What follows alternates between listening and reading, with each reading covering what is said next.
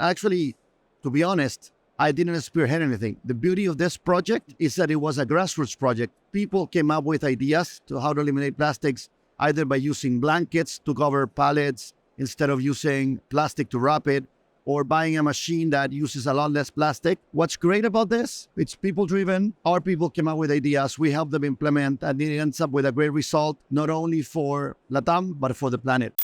My name is Reji John, and I'm an editor with Stat Media Group.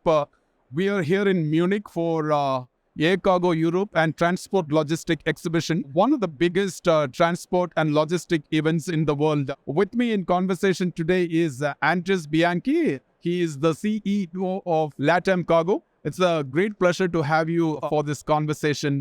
Andrés, first of all, let me congratulate you for the Innovation Award that you won at IATA WCS a few days back in Istanbul. Tell us what went behind in terms of having that project which you really spearheaded along with your employees. Well, first of all, good to see you again, Reggie. Always a pleasure. When you talk about the Innovation Award, the first thing is innovation usually is associated with technology, digital, whatever. This is a project that goes to the materials that we use, eliminating plastic, which is part of our sustainability initiatives at the LATAM level. We made a commitment to be zero waste to landfill by 2027, eliminate zero-use plastics by the end of this year. So it's very linked to what we think are the efforts the industry needs to make the planet better. And actually, to be honest, I didn't spearhead anything. The beauty of this project is that it was a grassroots project. People came up with ideas to how to eliminate plastics, either by using blankets to cover pallets instead of using plastic to wrap it, or buying a machine that uses a lot less plastic. What's great about this? It's people-driven. Our people came up with ideas. We help them implement, and it ends up with a great result, not only for LATAM, but for the planet. And winning the award was a cherry on top. It's like recognition from an industry board like IATA. It's always great to have when you're looking at trying to do things differently. These are small projects with a bigger impact, and you've done this 3 projects in Chile and Brazil. You're present in many other countries, and you operate into many other countries in LATAM. Do you think that you would replicate some of these projects in the other countries and other cities that you are present? Definitely. There's more than 15 to 20 projects being piloted right now. Some of them will fail, some of them will succeed.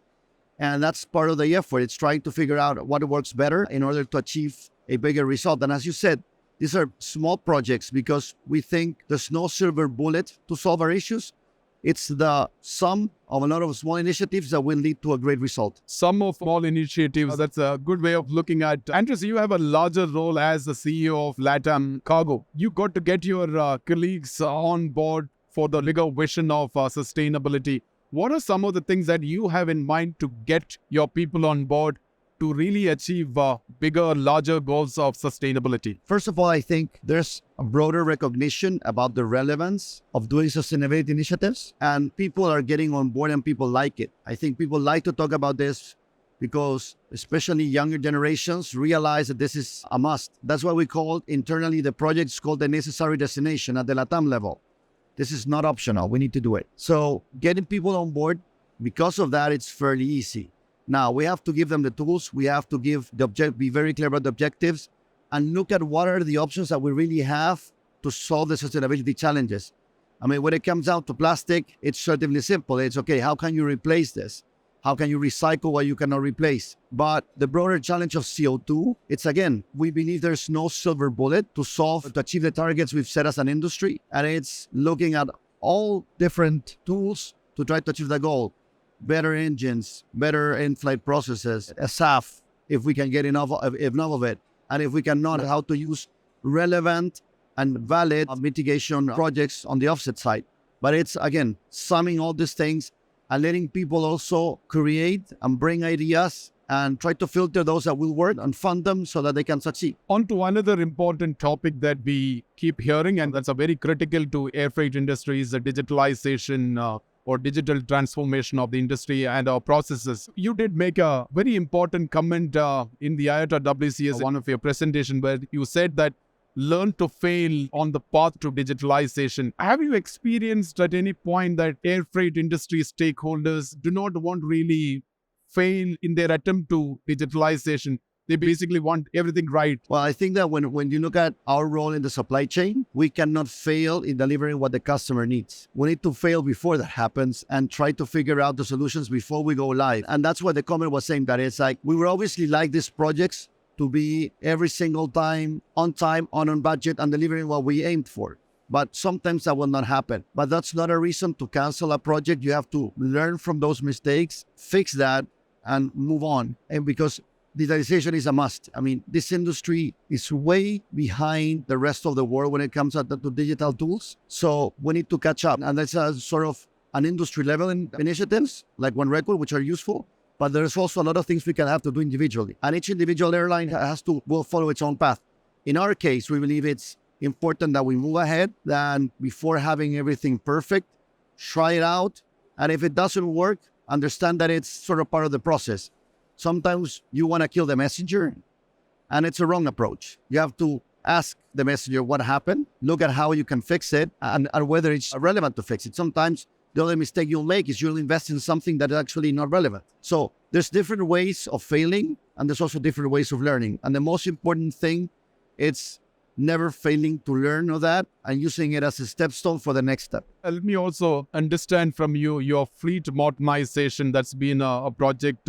You had your 17th freighter joining your fleet in March this year. What is the roadmap for your fleet modernization? So actually we got the 18th last week. So that was a bit ahead of schedule. So thanks to Boeing for that. So what's the logic behind it? If we go way back, and you remember this, we used to have a fleet of about 12 767s and 4 777s. Which roughly it's the same size of fleet we had today. We went through a valley in which we basically decided that we had to restructure the fleet, let go of the 777s because they were just too big for the South American market, and move back to an old 767 fleet. And what's behind it? First, as I just said, it's having the right mix between fleet and market. Your fleet needs to follow your strategy.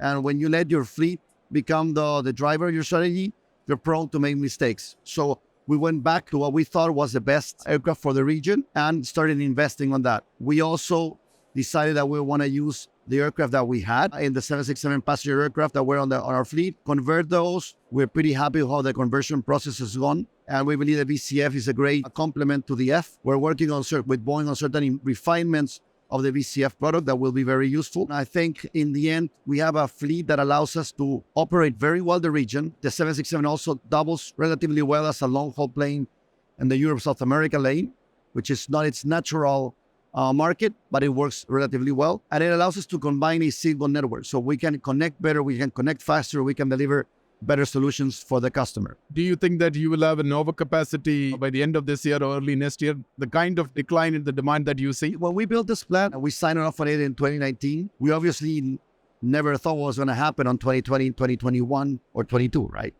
So from that perspective, confident that we have the right fleet plan to operate on a market like the one we're facing today. And that's because we have, as I just said, the right size of plane for the market. So when the market goes down, we're still able to get pretty good load factors on our freighter fleet. Second, we invested a lot in getting our cost base to the right point. So the combination of size and a good unit cost allows us to feel confident about navigating the cycle in a good way. So overall, when you ask me, I mean, yes, it's obviously challenging to receive aircraft in this type of market, but we believe we're receiving the right type of aircraft. And therefore, we believe we're in good shape. Do you still have more freighters scheduled to be delivered after conversion?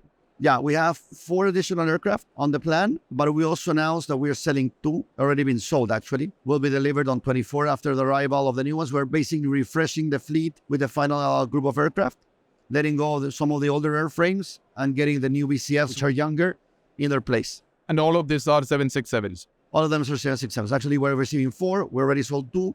We're evaluating the sale of a 3rd one. Okay, on to my last question. There's been a demand decline. There's been a geopolitical situation which impacts air freight market, purchasing power, buying habits have changed. So this has an impact on air freight industry.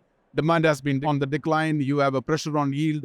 What's your reading of the current market conditions? Well, I believe that first of all, year comparisons are always tough in this because we're coming off a very particular period of time. The pandemic obviously changed dynamics that were very clear prior to the pandemic. And we are moving back to some extent to what we were before. I mean, there were certain commodities that should have never been on a plane except on a very strange scenario like the one we had in the last 2 years. So I think from a year-on-year perspective, you have to isolate that effect. That notwithstanding, we're obviously going through a rough patch because a combination of slower economic growth or the fears of a recession, changes in buying habits, like you just mentioned, are impacting our free demand. Now, I think when you look at air freight, it's always healthy to look past the 12 months in front of you and look at how the cycle will develop. And I believe that the dynamics of air freight should be positive if you look at 24, 25. 23 on the short term is going to be difficult. I don't think the economic fundamentals are yet to support a recovery in volumes, but I see that